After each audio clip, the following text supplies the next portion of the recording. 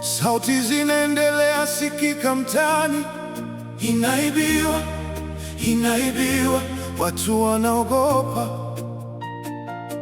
bila hata kujiuliza ni nani aliye nyuma ya hili.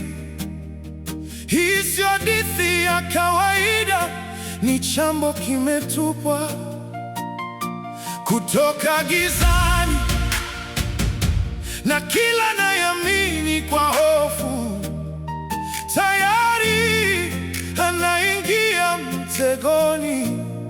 Shetani apigi kelele sana, anapanda hofu pole pole, akijua ukiamini uongo unampa nafasi moyoni ya kufanya hicho anachotaka yeye.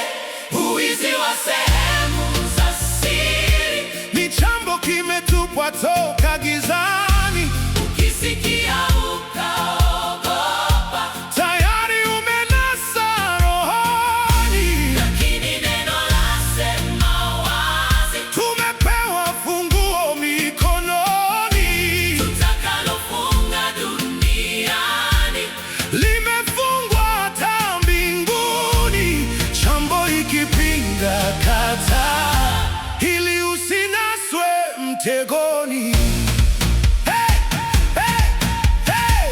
Kwa nini unaogopa kivuli wakati nuru iko ndani yako?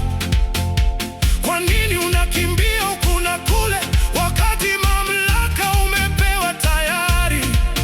Sio kila habari ni ukweli, sio kila hofu inatoka kwa Mungu.